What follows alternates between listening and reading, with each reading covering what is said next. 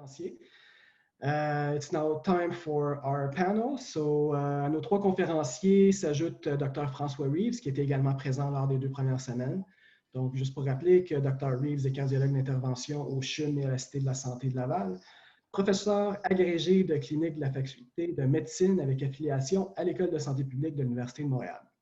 Donc, comme pour la semaine dernière, pour permettre la participation de tous les conférenciers, le panel se déroulera en anglais. Donc, si au cours de la discussion, vous avez une question pour les panélistes, vous voulez intervenir, n'hésitez pas à utiliser la fenêtre questions-réponses pour le faire, encore une fois. Donc, maybe first question is for Dr. Reeves. It's an open-ended question. I'd like to hear your thoughts on today's presentations and these new approaches and tools. I'd like to get your perspective as a health practitioner. And maybe what you'd like to see in terms of innovation and new tools for the upcoming years. Do you feel there's some knowledge gaps or maybe tools that are missing from your toolbox as a practitioner, or maybe even in a broader, more general perspective? Well, thank you very much for the introduction, Frédéric.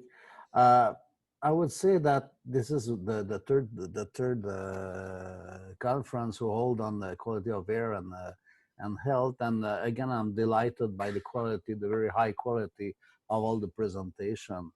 And we were talking briefly just before beginning the session with Professor Nowak that I should say I admire his writing and all his publication, because I often cite them as to explain how come canopy of a city is really an important pole in terms of cardiovascular health or environmental cardiology.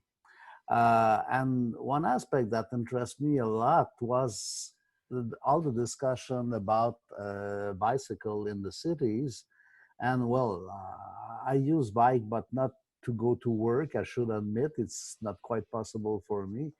But actually, we are trying to develop in Montreal this huge network of bike, which is a good thing per se, for sure. But it's, as we often say, devil is in the details.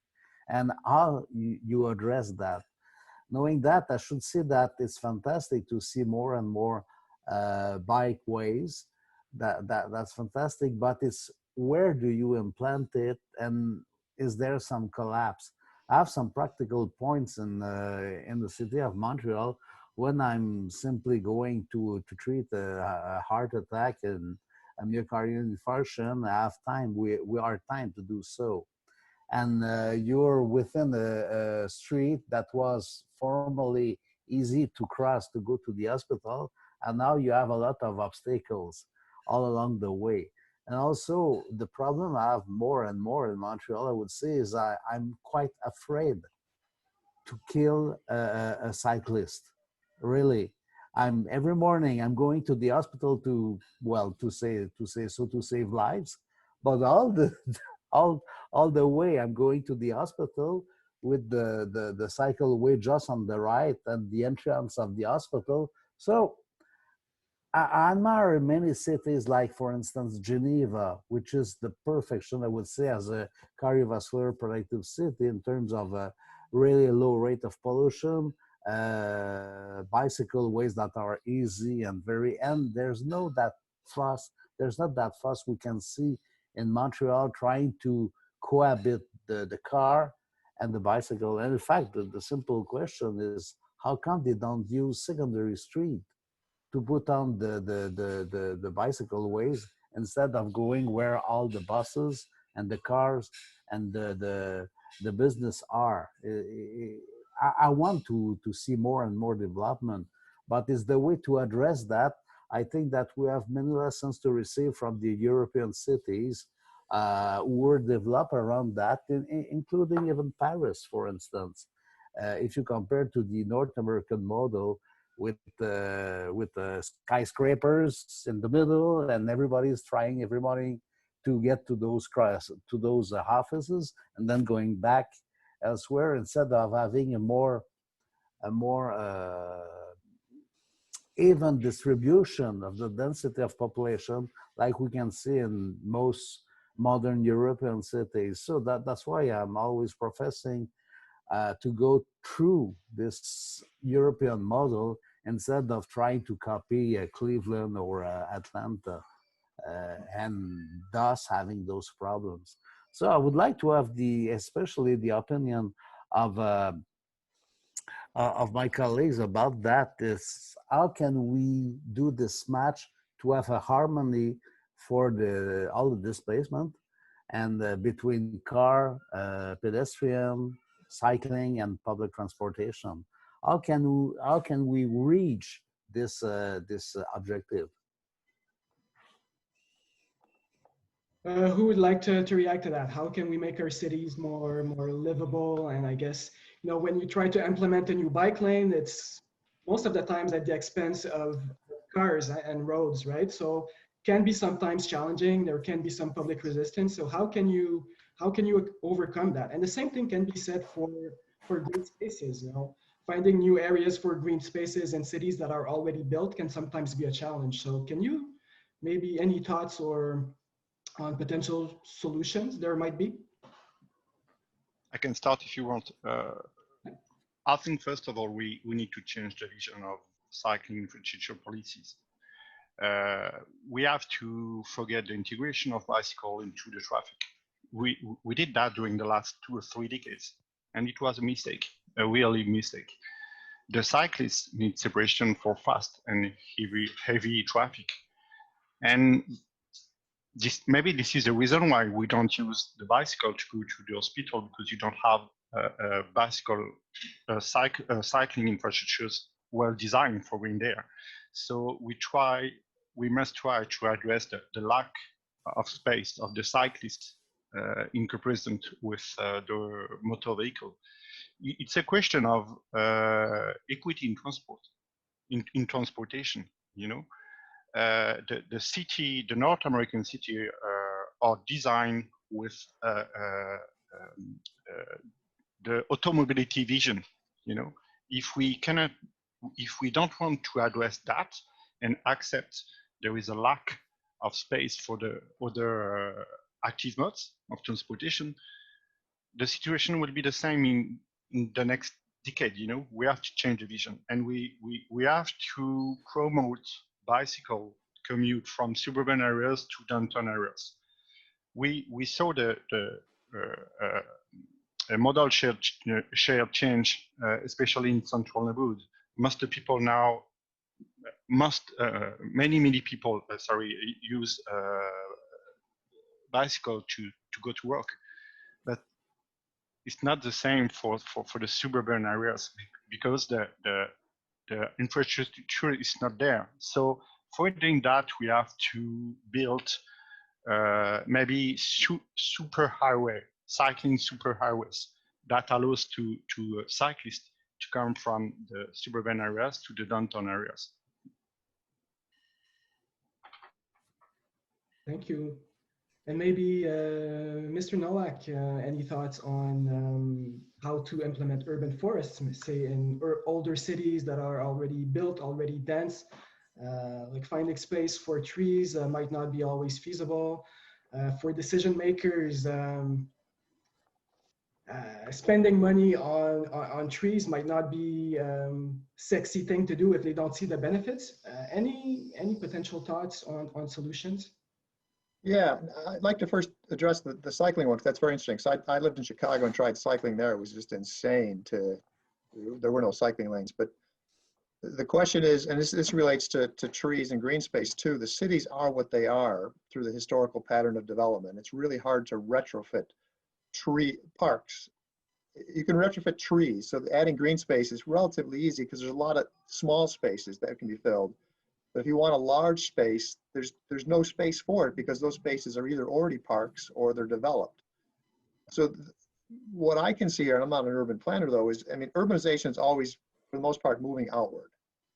Now, if you're saying if the North American cities is downtown centric, where the traffic tends to flow in and flow out, why not, as we expand our cities outward, develop new centers and think about how we preserve the green space in larger blocks, maybe make some cores that can drain from that downtown center to put people closer to where they work, which then would reduce emissions from cars and also bicycle distances.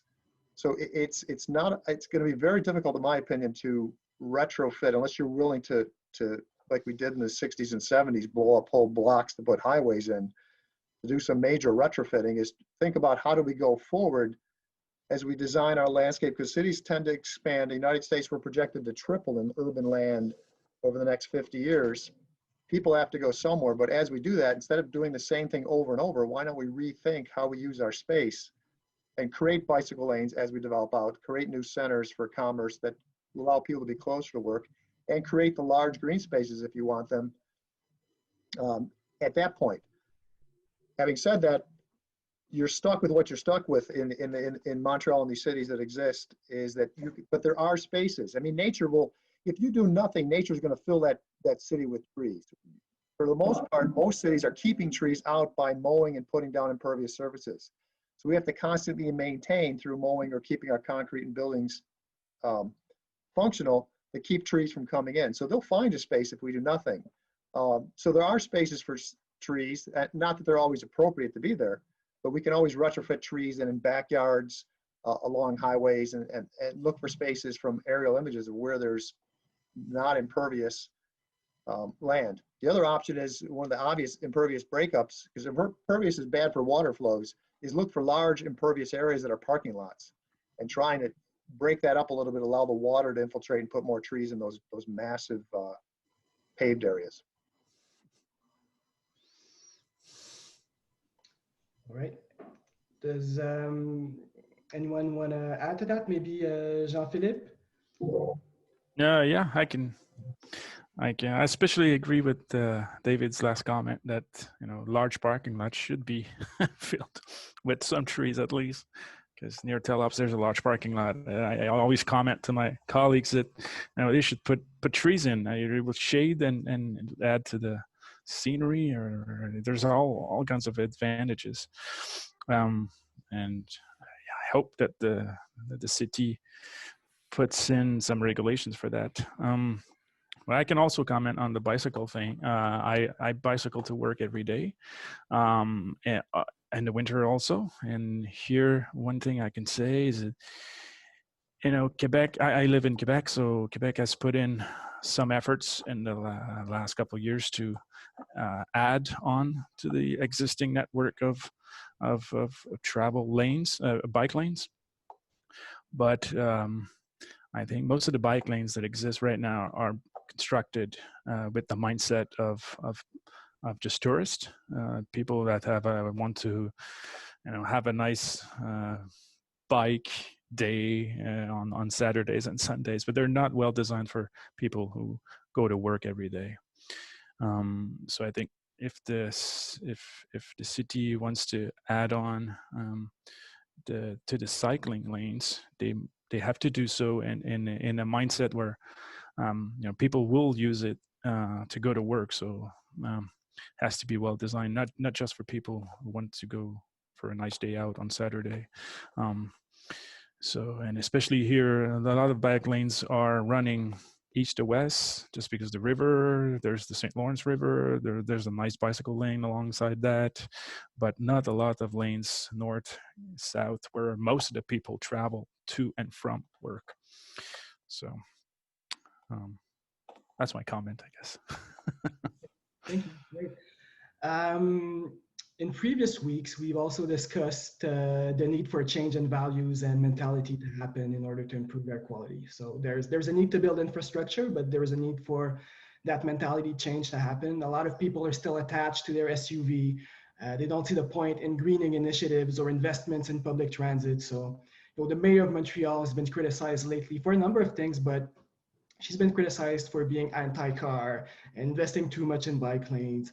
And in Quebec City, road infrastructure projects seems to get more public support than public transit investments. So what do you think are some of the things that needs to happen in order to get to that mentality change that needs to happen in the population for these greening initiatives to be more widely accepted? If you don't mind, I'll go first on that one, because that's what we deal with this all the time. Our approach is to go into K through 12 education. The managers today, we're always re-educating them because they don't, we're educated as we were from our past history. So we have this mindset of what things should be. Where I think the younger generation is our next generation of managers. So we need not just to invest of changing the current administration mayors, but the next administration, and getting this information about bicycle lanes and the value of green space and the value of trees. So that when they come out, they're the next voting population. They get it. They don't have to be re-educated. They'll be advocates for things if they're educated about it, because we have a system, at least in the United States, that we are not getting that information out. So a lot of our tools, like our phone app, or building apps where kids can compete against each other and pin trees and learn about the value of trees, is trying to get them to understand the value of trees through technology, because we tend to be very technologically oriented, which is an unfortunate thing about our society. We need people to get outside and be in the green space, not on their computer. We're trying to use them to let them take their phone out and go outside. And we're building curriculum in our program of iTree where school K through 12 kids and teachers will go out and use the tools, and at least they'll learn about the value of trees. And the reason I say this, I grew up 60s and 70s. Recycling was the same thing when I was growing up. I mean, what is it? The reason we have recycling in the States because the kids brought it to their parents saying, we need to have this. And now recycling is second nature to adults because it's been institutionalized. But we need to get that younger generation to learn about these services that are not necessarily taught or understood that well, about these hidden values of trees, the need for bike lanes and all these other things, and reduced emissions from automobiles, and how it affects their life, and make it directly connected to their well-being and health. That just like climate change, they're going to have to deal with this. Teach them now, because they're going to, in the next 5-10 years, they're the next generation that's coming out, and they're going to have to make these changes. That's the approach we're taking, is trying to educate both the existing administrations, but also the younger generation. We have to invest into the education of the kids. All right, the kids. So maybe Monsieur Apparicio, any comments on mentality change? How do we get there? Thank you. Yes, I agree with David. It's a good point, and I think we have to work together, and we have to forget the conflicts between the automobile and cycling, for example. We don't have to choose one. We have to develop one. It's not the same perspective, you know. And there is a lack of guidelines, of policies. For example, in civil engineering, there are many policies and guidelines for developing routes, you know. But for the cycling, bicycling infrastructures, there are a few guidelines, there are a few policies, and they are not well taught at the university, for example. So this is very difficult with this vision to promote cycling infrastructures. And next, we have to, most of the people have to understand cycling contribute to reduce the air pollutants, and they contribute to reduce traffic. So you know, everybody now think about the Saint-Denis cycleways, and they think that would be more complicated for the cars to go in there, to buy some, to go to the shops, etc., etc. But we have to focus on a large vision of the city, and to realize that there are many cycleways that contribute to reduce traffic. Okay. If I decide to commute by bicycle and not by car, I'm contributing to reduce air pollutants, noise, traffic jam, etc. And my conditions are not well designed for doing it safety. So this is clearly, you know, a problem of urban transport justice. Okay. Jean-Philippe or François, any comments on? I totally agree with all the preceding comments, and I would say it's the way it's done. If you want to have people having fun to take their bike fun and safety to take their bike and going home, it should be well designed. My luck in my life is that as an interventional cardiologist, I have to present in many, many, many cities all abroad. And amongst my favorite cities in terms of do you feel well there is the Switzerland cities. And for instance, Geneva, and I know quite well Geneva, and it was so easy and so enjoyable to take a bike downtown and to cross all over the cities. But it was designed for that, and you don't have any fear or any concern of doing your bike. You feel it's safe. And on the other hand, since I had also rented cars during my different travels to go outside of Geneva, it was quite easy also to drive.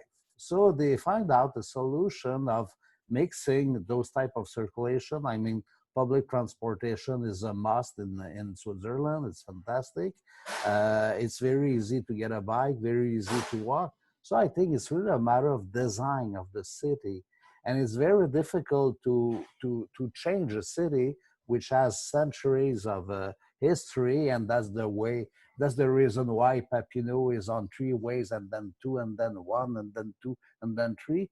And we didn't have any Baron Haussmann to make a new configuration, but with a track of an ecologic design, with a carbon neutral design, and with plenty of collective and personal transportation. So I think it's really a matter of design of the city.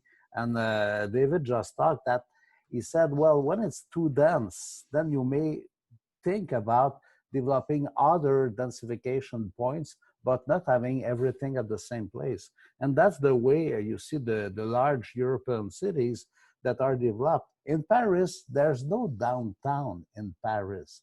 You have the 20 arrondissements, and you have different activities, but you don't have this converging move every morning and diverging move every night. So because it's more dispersed, and I wonder, do you have any definition of the maximum of densification you may go up to, and to say, well, at this point we should develop new point of interest instead of having everything at the same place? Because that's really an issue then to decide how will be the transportation. So do you have any notion, any concept of what is the optimal densification in order to have all those services nearby us, and also to avoid what I should call urban necrosis, you see? Any opinion about that? Optimal densification, any thoughts? It's a good question, because that's what we've been looking at, trying to look at, not from population density leads to intensification of impervious surfaces. We know that. At some point, as you get more impervious surfaces, you have less green space, so you get this shift. And that's what we're trying to figure out, is what's that sweet spot of the mix of green and impervious surfaces. Now, on the other side, you can argue this too, and there's some economy of energy consumption as you pack a lot of things together and keep people close, and reducing commuting is one way, but also keeping people all concentrated in an area is a good thing. But the question is, our cities have evolved from small cities when they started, which were the downtown core makes sense, to these huge cities where the downtown core probably doesn't make sense anymore to try and pack a growing population to the same amount of area land. This area is spreading it out, but we don't want to get to those futuristic visions of no green space, all huge buildings, and everything's just developed. We got to find this way, but we don't want to spread out across the landscape too much either, because you're consuming a land base that's taking away forests and agricultural land. So it's a tough question of what is optimal. We've been looking into it, but it's not all trees and it's not all impervious. We can tell you that somewhere between the two. But it also depends on the context of where you're at. I mean, environmental conditions do make a difference in what is optimal. So that's a non-answer, but it's the best I can do. Good answer. Jean-Philippe, maybe if you want to react to what we were talking about earlier about mentality change that needs to happen, what are some of the solutions to get there in your opinion? Yeah. Well, totally agree with my the other colleagues here. I think mentality change starts with the young generation, and I totally agree. I think with David's comment that it was the kids who brought the recycling business. Actually, I remember bringing it to my parents when I was young, at grade 3 or 4. And I think it's happening again with my nieces and nephews. Telling their parents to turn the engine of the car off when they're not using it. Just so, I think we have to focus on that, and they will bring changes afterwards. What else was it? Oh yeah, to come back to François was saying, I agree with him. I mean, if I see a lot of my colleagues at work and they want to come by bike, but sometimes, they are afraid of doing it because they're afraid of getting hurt, of course. And people are lazy, and we have to make it very easy for them to bicycle to work or to use their bike more often. And if it's not easy, they won't do it. I mean, there's a small percentage of the population who just is willing to take their bike and go to work just because and face the traffic. But the majority of us we're just lazy, and so it has to be easier. And if the car if it's easier to take the car to work, and just going to do that. So I mean, but I think the kids have to. They'll play a large role in that if that's going to happen. Another thing, if you don't mind me adding too, is that we might be at the right time now, although we're going through this COVID crisis. There's an opportunity that comes out that we're learning from working from home, because the traffic loads have gone down. As you'll see, as traffic drops, and this was shown in the Olympics in Atlanta when they banned traffic from Atlanta, a lot of the hospital admissions dropped because the air quality improved. So we have this opportunity as we get out of this COVID of not going back to the old method, and maybe find ways where we can all work from home and reducing traffic and don't even need to bike. I just have to walk down the hallway of my house and go to work. Do we need to have these centralized, some cases we do, obviously, for manufacturing and other things, but does everybody have to go to their office, or can they stay from home? And maybe through COVID, we can come up with an opportunity, a new paradigm of how we do our work to improve the environment. I just want to react. Someone from the audience just has a question and is in reaction to, we've mentioned the next generation of children being the agents of change, but Joanna Zanar is wondering, do we have time to wait for the next generation to become managers and decision makers? Like, what can we do right now to convince current managers or influencers? I think it's a good point, and I'm not sure the young are the generation who could change that.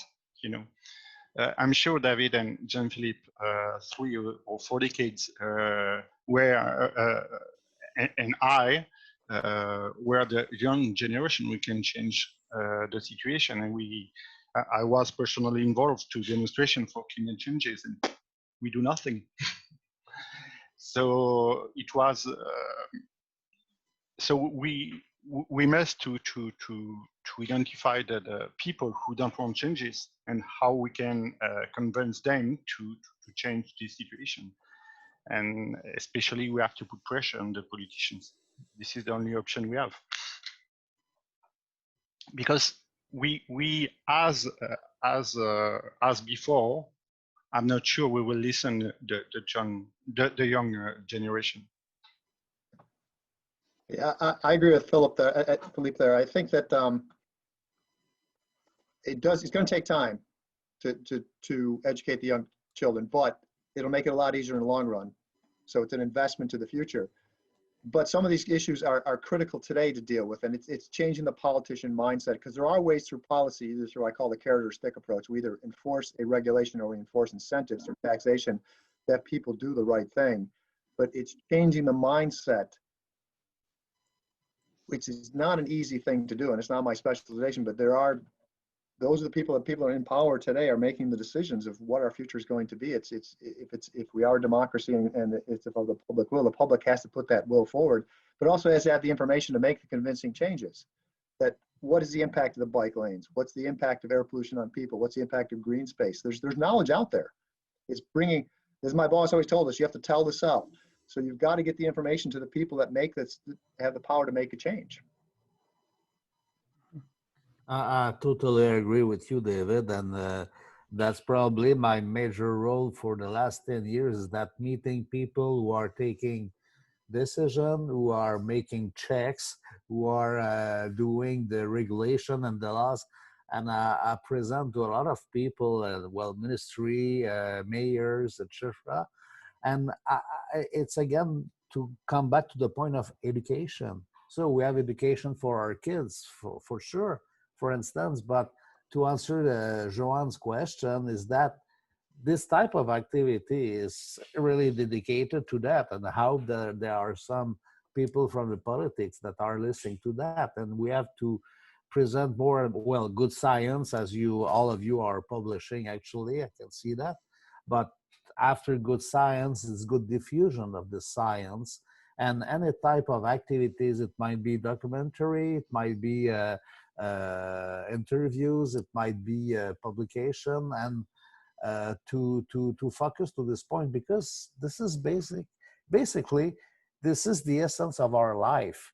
It's what is around us, and this is so important. So since actually in the Occident part of this world, 85% of the people are living in the cities, so we don't have to cut all that created us, I mean nature, in this era where environment was called nature, you know, and to see how we can do this design of the city, meaning by green spaces, transportation, the way we cool and warm our buildings.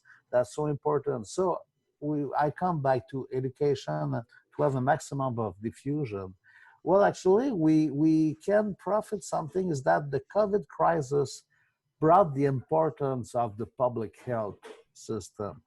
And you're all relevant of this public health system because you bring conclusion, you bring results that may give us a lead in terms of what will be the importance of following the rules of public health.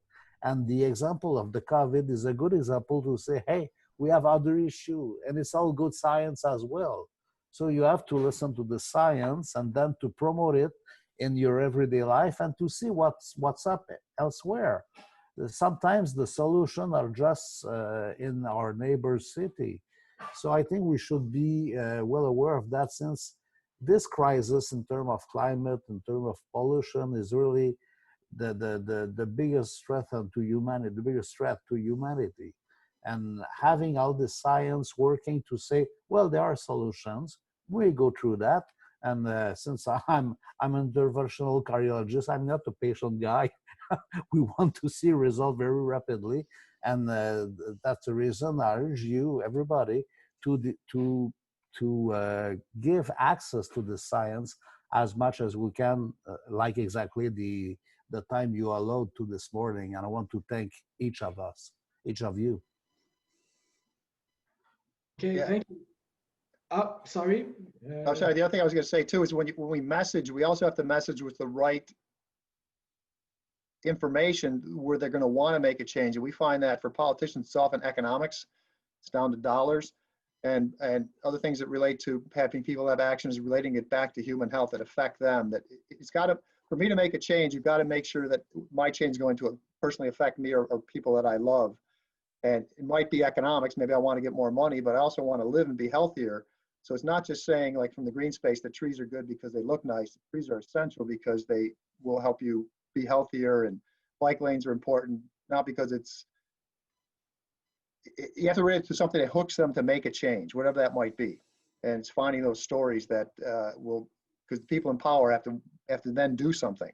So frame it in the right context too.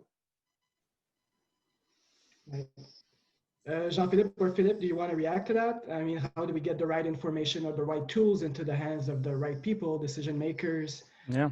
I mean, it's a challenge because, of course, the politicians are the one making the decisions, but I think we have to also to convince the general population, and that way the politicians won't have a choice to make the decision. If the general population thinks that we should invest in bike lanes or in trees, and then I mean, it's the politicians.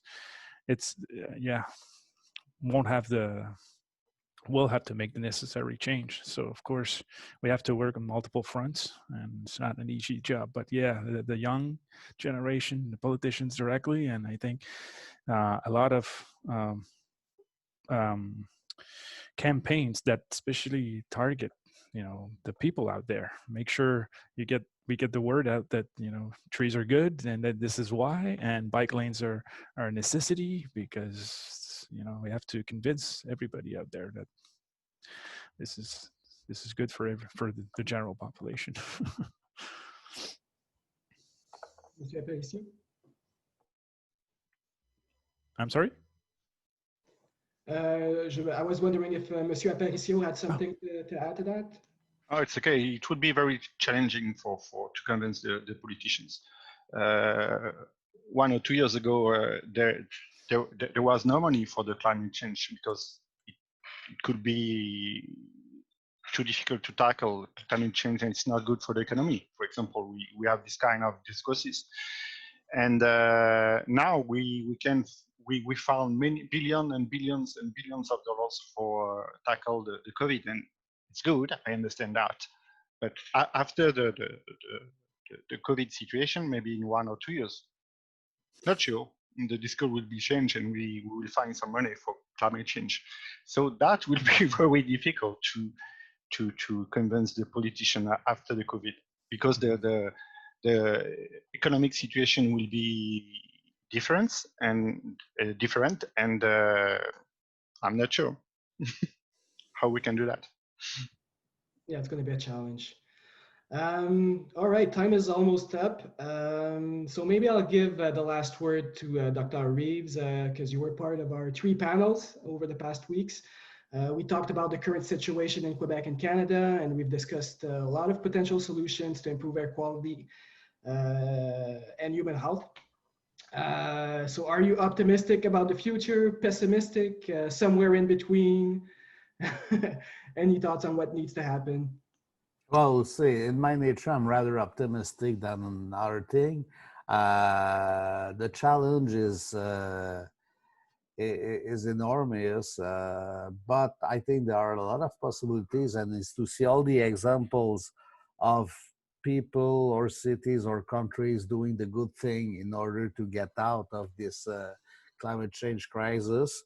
I think, first of all, it's good science, first of all, and what I've seen for the 9 presentation over the 3 days were very, very exciting data, and I see that science is going quite well. Secondly, is diffusion of the science, and diffusion of this, because about 15 years ago, I would tell you, I did access to some public health presentation totally out of my field, out of my comfort zone. I'm a practitioner, I'm a cardiologist, I used to work with patients, and when I've seen those presentations by public health specialists, I was astonished first by the numbers they were mentioning, with big difference in terms of cardiovascular mortality. I've seen that, and how come nobody told me that when I was at the medicine faculty? How come? I don't know that. And when you plunge in that, you see that there is very good science, but this science is concerning rather the mid and long-term evolution of our society, of our lives. You remember Woody Allen saying, for humanity, what's important, where are we from, where are we, and what's up for supper? And we always concerned about what will occur in the very next future. But it's to make understanding of this long-term round, which is out of the politic agenda, usual politic agenda, and it is concerning the quality of life, quality of our habitat, and to keep this earth still livable. Okay, and this is really a big challenge. But I think I'm rather realistic on the side of optimistic. There's a lot of things to do. It begins with good science, with good diffusion and education of what the science is talking. And I want again to thanks first to be invited to assist those three fantastic webinars, and for the quality of the online presentation, that was great. So thanks so much again for this opportunity. Well, thanks to you for taking the time. Merci d'avoir pris le temps d'assister pendant les 3 dernières semaines. Thank you to all our presenters and panelists. Thank you for taking the time to present and take part in the panel. Puis évidemment, merci à tous les participants. On a parlé beaucoup de solutions pour améliorer la qualité de l'air. Évidemment, il y en a plusieurs. Si je peux me permettre une opinion personnelle, je pense que la collaboration, le partage de connaissances, ça en fait partie des solutions, effectivement. Donc, merci d'avoir participé. Je pense que, j'espère que vous serez des nôtres si jamais l'APCAS organise un autre événement du genre. Alors, merci. Je vais passer le micro à Louis César, président de l'APCAS, pour l'ultime mot de la fin. Thank you to this morning. Again, very good conversation. I do this in English so David can understand what I'm saying. Merci, professeur Reeves, de s'être joint à nous ces 3 matinées. C'est toujours intéressant de vous avoir parmi nous et j'espère qu'on pourra continuer de vous entendre dans les prochaines réunions. Merci à nos conférenciers qui ont participé donc, à ces 3 webinaires. Je remercie encore Santé Canada pour son appui à l'organisation de cette conférence aujourd'hui webinaire et à sa marge doc aussi pour son support. Merci à Réseau Environnement qui a diffusé aussi l'événement. Pour les participants, merci également à vous. Là, on a atteint quasiment 50 personnes aujourd'hui, fait que c'est un succès. Vous allez recevoir un courriel dans lequel il y aura un sondage pour justement savoir qu'est-ce qui vous a plu, qu'est-ce qui ne vous a pas plu, qu'est-ce qu'on peut faire de mieux pour les prochaines fois. Concernant les enregistrements aussi, on va valider avec les conférenciers qu'il n'y a aucun problème à ce qu'on puisse partager tout ça, puis on mettra ça en ligne prochainement. Si vous êtes intéressé à suivre ce que l'APCAS organise prochainement, je vous invite à vous joindre à notre page sur LinkedIn, donc qui s'appelle tout simplement APCAS, Association pour la prévention de la contamination de l'air et du sol. Et voilà, donc je pense un des commentaires et du moins un élément qui revient effectivement, c'est de diffuser le savoir. Et sachez que lors d'un dans un sondage, les Canadiens font confiance à leurs scientifiques, mais ils ne les comprennent pas. Donc, la vulgarisation est essentielle. C'est un des mandats de l'APCAS. Donc, on va se tâcher de continuer à organiser des événements comme cela. Je pense qu'il y a un élément aussi important au niveau de l'éducation. Je vais amener mes collègues à réfléchir sur comment est-ce que l'APCAS peut aller de l'avant avec ça. Et s'il y a des jeunes parmi les participants qui sont intéressés à s'investir, on est plus couvert effectivement à mettre du 109 pour, on l'espère, accélérer les changements puis améliorer la santé et la qualité de l'air pour tout le monde. Fait que ça va maintenant, c'est le mot de la fin, donc je vous remercie encore à nouveau pour votre participation. Il n'y aura malheureusement pas de webinaire mardi prochain, on se serait presque habitué à ce rendez-vous là, mais surveillez, on va vous proposer quelque chose prochainement, j'en suis sûr. Merci à vous, je vous souhaite une bonne fin de journée et à bientôt.